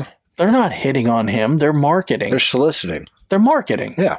Let's not go soliciting. That has such negative connotations. Does it? Yeah, I don't want to cancel prostitutes. They need to be embraced naked. So she was soliciting. Or marketing. Let's go with marketing. I think they should make them stand there naked, though, because nowadays... So you see what you're paying for? Yeah, you know what you're getting. Like, because you don't want to get... What do they call that Victorian thing with the strings? A bodice? What if you get up there and she pops a shoestring? What if... And she's triple size. My problem, what if she's got a dangler? Well, maybe there should be a window in your pants. Well, that's what I'm saying. You know what you're buying then. But what if they tuck it between their legs? Well, maybe they make them do jumping jacks. Is a window on both sides? Well, maybe you make them do jumping jacks. I mean, you can't tuck in a jumping jack. Well, you've done a jumping jack, right? You know what a jumping jack is. I don't use prostitutes. Well, I don't either. I'm just saying. But I don't want to get some Chick-fil-A nuggets with my naked dance. Have you ever seen that meme? It's got the woman, she goes, but honey, it's okay to have a little penis. And he goes, I would prefer you didn't have one at all. Oh, jeez. All right, back to your prostitute story. Well, they were kind of funny about it. They said, so as a joke, when we went up to the room, we called the front desk and asked if they could send up some hookers. They were happy to help us. That's because you're in Vegas, dude. Yeah, you just called the concierge. It's just the law saying that it's illegal. It's not really illegal. They're everywhere. There's people shooting baseball cards of naked ladies at you on the sidewalk. Hey, we had some coworkers one time. One of them got a prostitute, and the prostitute came into his room, drugged him and his roommate. Yep. And robbed them blind. That was the last year we had roommates on our business trips. That was awesome. My roommate got arrested because weed was not legal yet in Nevada at our last convention there. Yeah. He was in California and decided he could bring it in. So how did he get arrested, though? They caught him at the airport. Oh, he flew with it. Yeah. This was back when it was harder to fly with it. Yeah. He got nailed into Las Vegas. Or not Las Vegas, Los Angeles. So I was waiting for my roommate. They never showed. That happened to me my first year on a trip with that company, too. My roommate didn't show, but he said he saw me and I made him nervous, so he wouldn't come to the room. Well, they said, remember that super cop head of security? Mm-hmm. That was kind of That was supposed to be my roommate my first year. the head of security? No, that guy. The one who was a ass to everybody. Oh. Yeah. And he said he saw me and it made him nervous because he had chewed me out at training like 3 months prior because I had sunglasses on. Did he think you were going to kill him? I don't know. He's like, I saw it was you as my roommate and I didn't want to come to my room because it made me nervous because I had gotten on to you 3 months earlier about your sunglasses being on. Well, we have a mutual friend that got super wasted in Vegas. Oh, yeah. That's bad. And so Super Cop was looking for him. Since I didn't have a roommate, we hauled his butt up to my room because Super Cop was he was at the other wing of Caesar's Palace. I wasn't on that trip. Oh, no, you didn't go. Your mom was in the hospital or something. So we brought him up to my room. Then I went back out with the sober buddies. And Super Cop saw us in the casino. And he's like, hey, have you seen OKK? And I said, no, not in a while. Saw him get on the elevators. Right after training today, he went to bed. He's like, which bank of elevators was that? And I said, well, right there. And he goes, oh, that's the wrong wing. He's not in that wing. Well, they were really on him, huh? Well, it's like, working for those guys was like working for Kim Jong-un. Oh, it was horrible. Yeah, it was horrible. Well, anyway, they were more than happy to help him with the prostitutes galore. The hookers. Yeah. Hoes. Harlots. Women of the night. I was with a friend that in Vegas. We're never going to finish this review. They call them sluts, and I said they're not sluts. Sluts give it away. Remember on Beavis and Butthead Do America, that old lady's like, we're going to play the sluts. He's like, Beavis, she said sluts. This is one of the greatest movies of all time. They went and saw their daughter with a son, but they're acting like little kids. We said no thank you, and we hung up laughing. Kind of childish, isn't it? We have no issue with hookers. Well, that's good. Well, okay. They don't Neither do I. Well, you just say it's just a job. Yeah. Not that you use hookers. I've played a hooker on TV, but no one watched. I got canceled. Day one. Yeah. They're like, ugh. Except for the girl in Arkansas. Maybe that's where she noticed me from. Probably. Were you on that show, Male Hookers? One guy. You're the guy they were. Magic Todd. But they go on to say, we do expect a certain amount of class from a hotel such as the Venetian. The hookers were really ridiculous in their approach. Management needs to get some control of this. The majority of guests or visitors at the hotel do not enjoy seeing them or being harassed by them. I don't care if it's Vegas. It's classless. We felt like we were on a street corner. Well, here's the thing. He called. You're in Vegas. You said earlier you have no problems with hookers. Exactly. And you even called the front desk joking around. Of course, that guy got your number, your message. He probably texted a few of them right away. Like, got one. I got a solution for this guy. Don't go to Vegas. No, you know when you go out the front door, Don't stay at the Vietnamese they got resort. the cab line and the Uber and Lyft lines, right? Where they just wave the next guy in line because they're going to get fares. Why not have a hooker line too? Like an RV? No, they always have some convention hall they're not using, right? I'm sure. Well, I don't know. Vegas is probably pretty busy. And it's the luck of the draw. Just You get go one of in, those ultralight pull behind bumper poles. you go in, and the hooker concierge. Remember You get the next one in line, regardless of what they look like. Remember the hookers on Justified? Yeah. The trailer park. You got to the trailer house or camp, whatever. the RV camp with like 3 hookers in one RV. All right, where are we going next? Next, we're going to the Shalimar Hotel That sounds fancy. in Vegas. 1 out of 5, and this is J Cobb 5789. That's his last name. Wasn't that what's the J Cobb race car chick? That's Jacoby. Oh, okay. J Cobb. Joe Cobb. Jennifer Joe Cobb. That's her. This is okay. Yeah, this is Jennifer Joe Cobb. We'll go with that. Just go with that. This is a review from Jennifer. Well, Joe let's Cobb. just say they 5789. identify as Jennifer Joe Cobb. yeah, because that's J Cobb. Don't even. Maybe that's her birthday, May Maybe. 7, 1989. Maybe. Could be No, she's way a older. little older than that. Is she in her late 40s or early 50s? Maybe it's May of 78 on the 9th day. Like the way the Europeans do the Yes. calendars? Okay. The 9th day of May in 78. Well, she says about the Shalimar, don't even think about it. Not worth it, even if just passing through.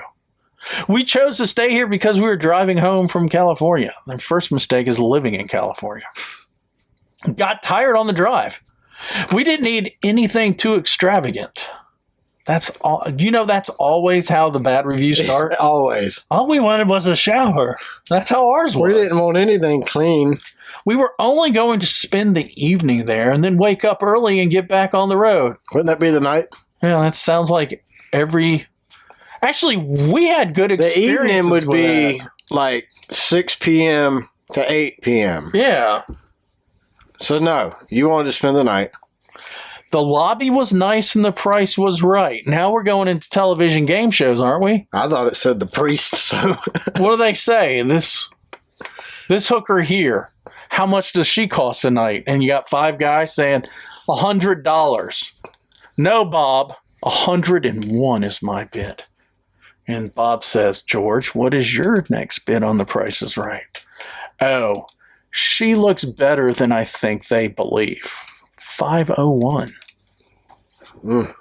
And then Bob says, we're talking for the whole night. All of you guys underbid. But anyway. I never watched that show, by the way. I only saw it when I was a kid. Yeah, I think 2 or 3 other people have hosted it. I saw Bob Barker get beat up on Happy Gilmore, though. Yeah. Price is wrong, Bob. But we were quickly disappointed. We were put on the 3rd floor, and it took forever to go through all these hallways that were 95 degrees. Our room when we arrived was so unbearably hot, we had to stand on our balcony. Mm-hmm. We could not get the air to turn on, so we had to call maintenance to get it running.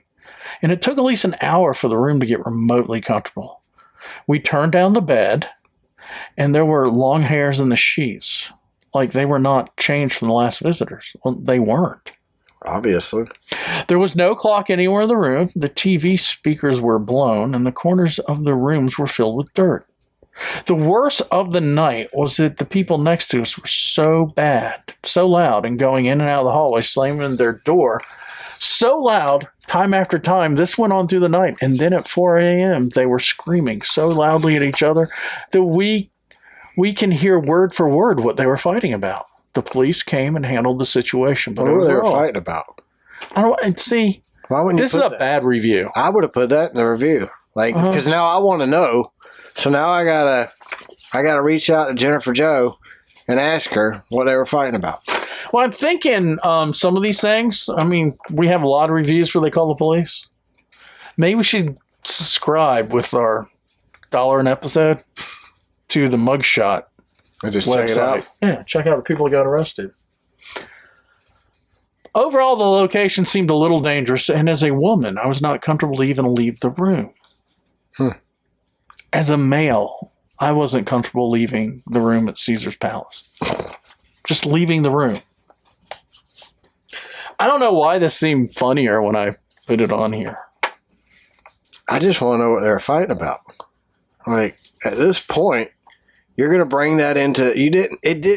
I mean, you could say the people next door was loud, but for you to say we can hear word for word what they are fighting about, why wouldn't you put that in the review?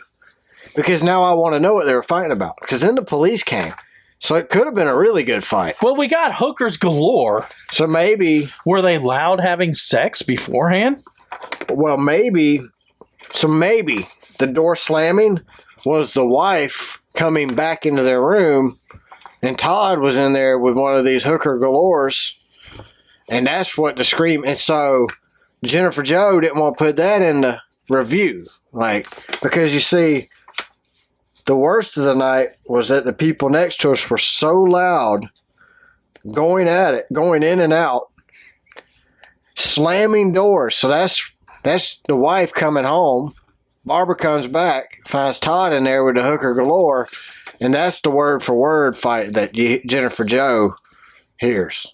So Jennifer Joe didn't want to put that in here. She was trying to help Todd out. Oh, that makes sense. Something has to. Next, we go to Patty Patty at the Desert Hills Motel. She gave it a 1 out of 5. Patty Patty. She says immediately, with an exclamation point, "What a shithole." Mm-hmm. I have never stayed in a more disgusting room in my life. The barracks and military housing were like a Taj Mahal by comparison. So I'm making an assumption, but Patty Patty was in the military. Huh. The bed was like plywood. I've never been to the Taj Mahal, so it's kind of hard to compare the two, but... I've been to the Trump Taj Mahal in Atlantic City. Okay. It looked nice. Was the bed like plywood? It was actually nice. That was back before Trump went orange, full on orange. So it was still white sheets? Yeah, and red hair. Now, have you noticed he's kind of gone a little loopy the oranger his hair gets? I think it's the gray and the color. Oh, you think so? Yeah. Well, the room smelled musty. The floor had a hump in it that I tripped over. The door had a space under it that a rat could fit through. The microwave had rust in it. The pool had big dumpsters next to it that were overflowing with trash, which would really skeeze me out. Oh, yeah. There was a van sitting on the property that clearly had not moved in many years. Well, maybe this guy commutes to and from Los Angeles, and he's got another broken down van in L.A. Probably. That's where he stays at. And he drives his Prius. So you're saying management. That's probably management housing. Yeah. He drives his Prius between the two because he wants to save the environment. It's probably a Tesla. Full-blown electric. Probably. It's probably like that. I think you could do it on one charge in a Tesla. Probably that Volt. That sounds better. It's a knockoff. Yeah. That he had an alien bring in. Probably. On their back. Oh, definitely. On a UFO. The undocumented spaceman. Spaceman. There, we already got. The neighborhood looked like the kind of place you would be lucky to get out of alive. There were scumbags everywhere you looked. So this lady's now gone from just military to military police. Isn't scumbag what? It's only a policeman that uses scumbags. Have you noticed that? Yeah. I don't know that I've ever used that word in daily talk. The office lady seemed like she was high on meth. So that means he's done meth. Patty Patty's done meth to know if you're high on meth. Do you think it's a male patty or a female patty? It's a Krabby Patty. Krabby Patty? I like Krabby Patties. So she's high on meth, but she was also a tenacious liar. Tenacious? That's a Tenacious D. That's the first time we've had tenacious in a review.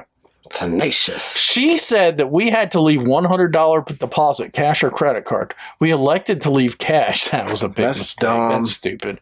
Then she said she needed the credit card info as well. Mm-hmm. That's how they get you. Makes sense. $200. It was clear that she wanted the credit info. This was further validated by the reviews we found on Yelp and other places. One after another claimed credit card fraud after they left. What was worse is that she told us we would not be able to get our cash deposit back until between 3 and 5 the next day. In other words, the day would be shot waiting for her to come out of her drug-induced stupor. She even had the nerve to say that she would leave our home address. We could leave our home address and she would mail it to us. Whatever you do, don't pay attention to the hotel reviews on their website. They are all bogus. Actually, there were a lot of 1 out of 5s. You think that was bogus? Maybe it's talking about this, like the Desert Hills Motel website. I think they own the Beach Haven Inn in Daytona. The Beach House Inn? Yeah. Crack Shack Inn? The pictures look to be from a nicer location. They probably use a stock photo at all their hotels. Yeah. I mean, they had the beach sand. They CGI'd an ocean. I felt so slimy and disgusting after one night in there that I wanted to blowtorch my whole body so I could feel clean again. Yeah. I've never felt that way, that I need to blowtorch my whole body. No. We left the hotel that would make you feel that way. I don't have the option to leave less than 1 star hour. Oh, jeez, really? Idiot. Patty. You had our respect. Now it's a crap patty. Uh-huh. Not even a Krabby Patty. Crappy. Pure on crap patty. Idiot. This place should be put on a Las Vegas tour of the top 10 dung heaps to stay in. Well, I mean, I'm okay with that. Maybe it should. It was pretty sketch. I looked at pictures. Oasis at Gold Spike. That sounds promising. 1 out of 5 by Casso 100. Casio. Or is that 0100? Or maybe it's... Is that a license to kill? 10? He's like way off 007? His name's probably Chris. Asshole? Yeah. Asshole? Asso. Well, like Seabell? Yeah. Sorry. Asso. Chris Asso. Yeah. He's got problems. So, 1 out of 5 on Google. This place is terrible. The room, staff, attitude, and appearance. Cleanliness, and most of all, the management. The overweight sumo wrestler at the front desk. Deborah was here. She smelled. Her hygiene was terrible. She was clearly frustrated with herself as she became irate when I asked for someone else. She got up and went to screaming and yelling about how I got her effed up. And she is from a gang on the east side, and she can call her baby daddy up there to handle me and all that. LOL. You think she said LOL? No, I think she's interjecting LOL. Oh, Casio? Is there an east side gang in Vegas? Is there a west side gang in Vegas? Is there an east and west Vegas? Like, is that... Do they rap and shoot at each other? Maybe. I mean, I'm not part of the gang scene, obviously, but... Is there a Small Biggie there? Well, she's Small Biggie. The manager. I think One Pac is there. Yeah, well, she sounds like she's Tin Pac. Sounds like she's on crack. It sounds like Bertha from Vegas getting all mad at us. She says, first off, I am a customer, and I was only staying here to do artwork on the building across the street. And she's a graffiti artist. It was close. I wouldn't recommend a homeless person to stay here. Worst experience I've had at a hotel in M.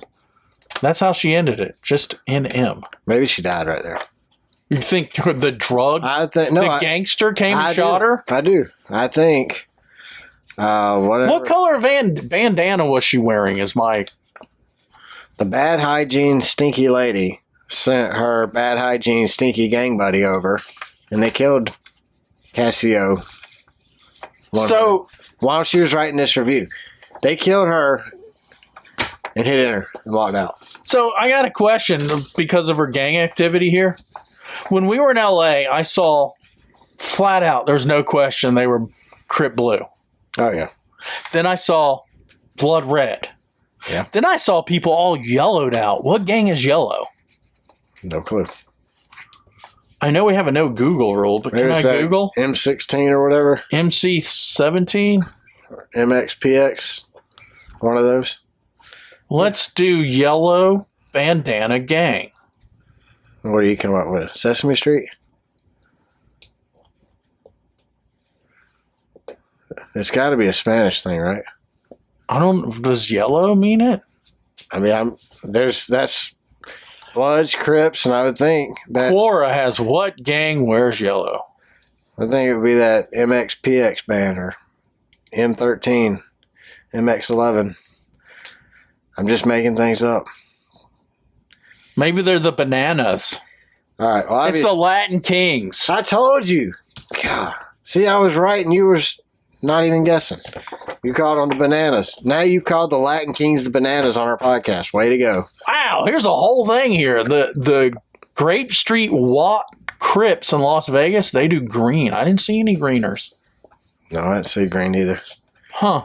Wasn't looking for it. All right, next race we got is at Las Vegas. It's going to be at 3:30 p.m. It's going to be on the big channel of Fox with Drunk Clint and Grandpa Mike. PRN is going to be doing it on the radio. Who's the third person? Is it Tony again? Or did he just do two? Danica's coming, but I don't know when she starts. Oh, jeez. It's a 1.5 mile oval track. Last year's winner was Alex Bowman. Out of the last 6 races, Kyle Busch has an average finish of 5.7. Martin Truex Jr. has an average finish of 8.2. Joey Logano, average finish 8.3, and Joey's got 2 wins. Denny Hamlin has an average finish of 10.3 and 1 win. Kyle Larson, 11.4 average finish and 1 win. Kevin Harvick, average finish 11.8. Alex Bowman, 13.6. Austin Dillon's average finish is 13.7, and William Byron's average finish is 15.2. Now, this is out of the last 6 races. Wow, after last week, I went from a 12-point lead to a 36-point deficit. So, for our fantasy picks, last week I had Logano, who finished 10th, Busch finished 1st, and Eric Jones finished 19th for a total of 30 points. Jamie had Blaney at 26, Larson at 29th, and Byron at 25th for a total of 80 points. Remember, the smaller number is the winner. So first place is 1 point, and so on. So I won last week, which means, Jamie, you get to pick this week. So the way it works, guys, we pick 3 drivers. You pick one from the last week's top 1 through 10. Pick one driver, 11 through 20, and then 21st to whatever, 36 or 38, whatever it is. We pick one driver out of there. So, Jamie, you go first, my friend. Going Kyle Busch to repeat. All right. Then I'm going Martin Truex. He won the Clash. He's pretty good at 1.5 miles. All right. Then I'm going Kyle Larson, my only Chevy this week, because Chevy really put a pounding to me last week, with the exception of Busch. You got Kyle Busch. I got the wrong Chevys. Let's put it that way. Yeah, so you got 2 Chevys and a Toyota. All right, so I knew you were going to take Kyle Busch. So I'm going to go with... Well, it is his home track.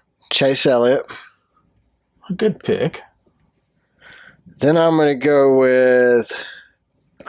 Man, this was the hard one. 11th through 20th is really hard this week.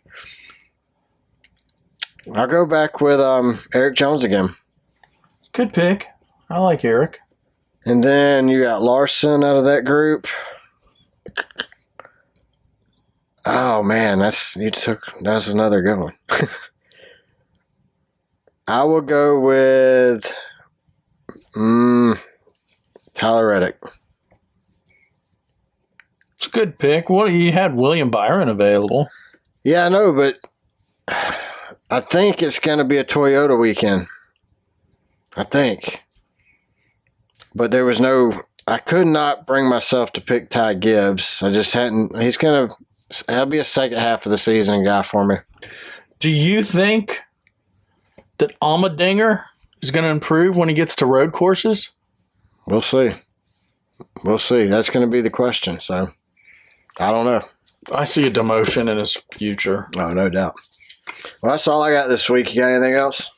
No, that's it. Make sure you check out our other show. It's going to be on YouTube. We got video, the whole works. It's called The Conspiracy Juice Bar. You're not going to want to miss it. This week we talk about Roswell, or the Roswell incident, so make sure you check that out. Other than that, thanks to everyone who listens, watches, and shares the show on social media. Make sure you follow us on Twitter. We're at Car Backwards. Go to our YouTube channel and subscribe. Check out our videos. Check us out on Spotify and rate us. Subscribe to the show on Apple Podcasts and leave us a review, kind of like Brandon left us a review. other people should leave us a review too. Send us a DM, or you can email us. We're racecarbackwardspod@gmail.com. If you got questions, we'll read them here on the show. And make sure to check out our merch store found at racecarbackwards.com or racecarbackwards.threadless.com. Have you designed a race car backwards mafia shirt yet? I'm working on that one, but I'm going to do the Arkansas Septic Tank of the South shirt next. So I want to buy your dad a race car backwards mafia shirt as soon as you make it. okay, we'll get him one. Just send me that it's done and we'll get him one. Done. We need his t-shirt size. I got a buddy actually working on the design for that, so I didn't want that to just be mine. I put it off on a friend of mine who's an artist. We're going to see what he can come up with. Told him I want something really cool.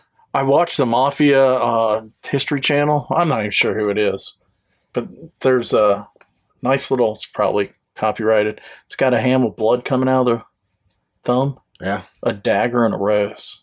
That'd be cool. That sounds like a cool tattoo. Yeah. All right, guys. That's all we got this week. Y'all have a great week, and we'll talk to you next week.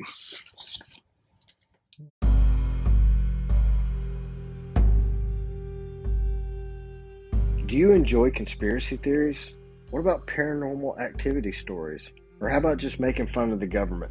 Well, if those things fall into your wheelhouse, make sure to head over to YouTube and check out our new show, The Conspiracy Juice Bar.